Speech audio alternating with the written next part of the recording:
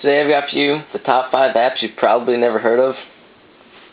To start with, making this video, I'm hoping that you haven't heard of more than like 1 or 2 of these apps, but I can't promise that, because the better the apps are, the more popular they're probably going to be.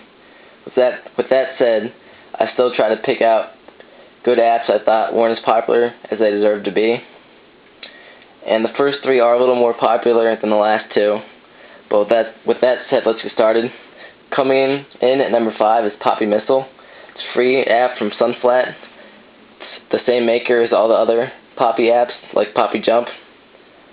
So let's start the game. It's pretty simple gameplay. You just have these 3 balls at the bottom, and you're sliding to hit missiles to protect your little bases down here from getting hit by the missiles.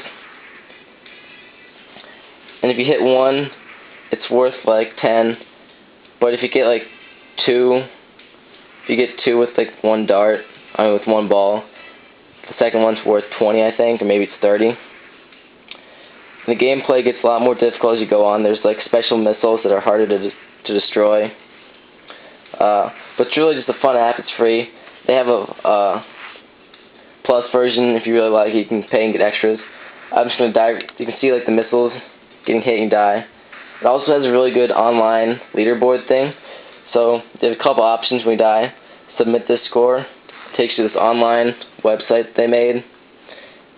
It's just a really nice leaderboard. So it shows you your highest score. Mine's 3,500, not that good. But they also give you ratings, so apparently it's not that bad because they gave me A++. But then they show in the last 100 plays. So that was like 98th because I didn't play very hard. And then top 100 of the week, you can see 6,000. So that's number 5.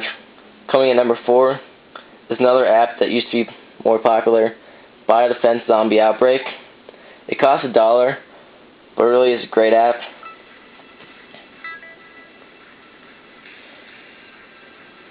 Well, let me get out of this. Sorry about that. So here's the home menu. You have 3 options. You can play, missions, and database. Show you database. Then you get enemies and buildings. That just tells you like the different things the game has. Then you have achievements, high scores, and statistics. I'm not going to show you any of that stuff. You can probably guess what it is. Then missions, it's like more advanced gameplay where you have a certain task. And like they start you off at a certain place, you have to get somewhere, stuff like that. Really adds a lot of depth to the game. But I'm just going to show you the basic gameplay. Tap to continue. Alright, so the whole setup of the game is you have this base you need to protect from the zombies. To earn money, you need to put these green things in the little green fields. And then you can see around the base it gets darker, so you need to build lights. And you have this little map here. It tells you where the zombies are coming from. You can see there's a little red dot up here. So I need to build a gun up here towards the top. That's the light, my bad. To kill that zombie when he comes. And I can build more of those power plants to get more money. And this game is just incredibly addictive. It just goes on and on. Ton of fun. You'll get like the whole map covered. When I first found this, I thought the game was insane. It's definitely a great game. It's not nearly as popular as it should be. It's only $1. It's Biodefense Zombie Outbreak. Highly recommend it. Go check it out. Alright, number 3. This is probably the most popular app in the review until we get to the less popular ones. And this one's called High Noon. I just checked. It's actually 82 in the free apps right now. So it really is pretty popular, but I hadn't heard of it at all until I heard someone mention about it. So what it is you're in the Old West and you're like doing basic draws with people. Like you walk around and you try to shoot them, pretty much. So you have your character. You can unlock all this stuff, like wear, expressions, and like guns. And they cost money, so it adds a lot of depth. You can pretty much dress your character however you want. But back to the basic gameplay. So it shows you like all the people playing. These are real people. It's like an online game. Well, it is an online game. So you just click someone and challenge to a duel, and they're not online right now, so they just got off. It's kind of hard to get into a duel, but you will eventually. And people challenge you to duels too. So that's not really a problem. I'll just go over.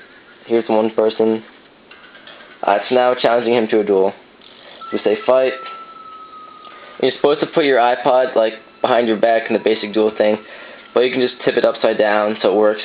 If you don't put it in like the proper thing, then you lose points, health. So I'll try to play through my camera, which is kind of hard. You tilt around, you have to shoot them, and they move and stuff. So that guy was pretty good. He got me before I even fired a shot, because I was behind the camera, so it gets harder. So then he gets money for beating me, and then that's pretty much how the game goes. But it's a pretty addictive game, since it has a lot of depth because of all the stuff you can unlock. And of course you level up too. I'm currently level 9. I think it probably goes up to like level 50. It's just a ton of fun. It's a free app. Why not check it out? Next is a game I'm almost positive none of you have ever heard of, and that's Qwop for iOS or iPhone. And most of you have seen the Qwop game on the computer, but not many of you probably know about the one on the iPod. It's a lot different actually, but it's still a lot of fun. You also have a lot of different things you can try. You have a 100-meter sprint, 110-meter hurdles, long jump, steeplechase, 50-kilometer walk, and then instructions and open feint. I'll just go to 100-meter sprint because that's what the normal Qwop is. So instead of using the keys, you have these weird rotation thingies. And you're supposed to like rotate them in counterclockwise order, but I think it works better just to tap them like this. Just give me a second to get the hang of it. I've actually gotten the full 100 yards before. You're probably wondering how. Just kind of go like this, and you get the hang of it eventually. And then it's just, if you haven't played Qwop, Google Qwop. It's on like foddy.net or something. It's a ton of fun.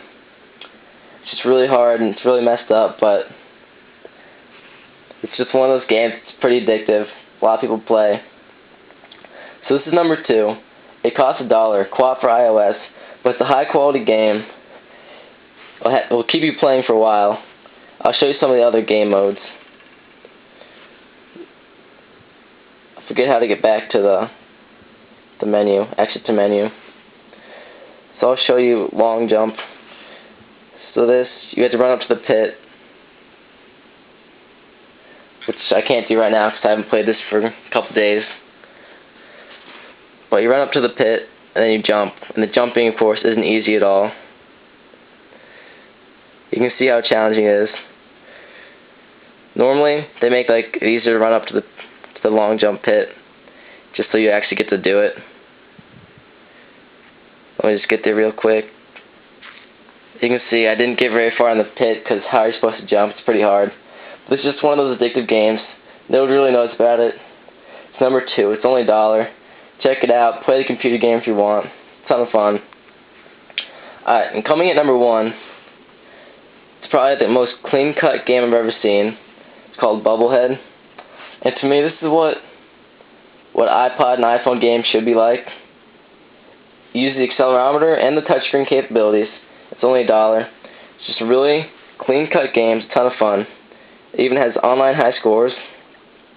And of course, not many people have played it, so I think there's two modes, random and arcade.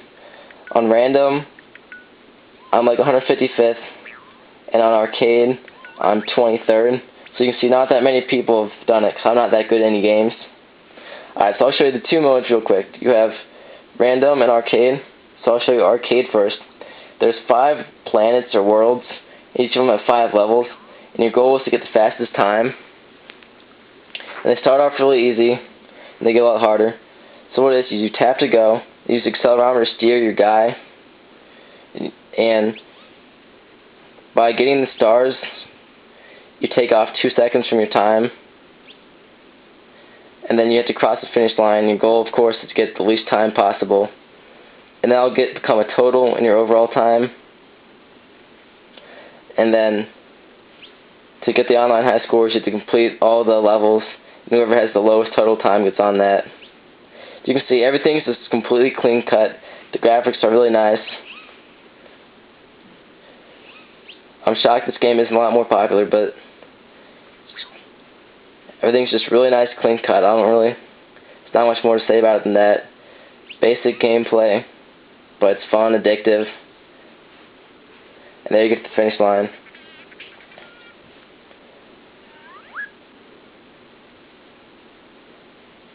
So I don't think that was quite a high score, but I'll go back to the menu. I'll show you random. Go back. Random. Random's also a lot of fun too. It's a little less intense than the arcade mode. What it is, there's random stuff around the screen, and you're getting as far as you can, obviously. And you get the little stars. This time they're worth 100 points. And you want as many points as possible, obviously. So just like that.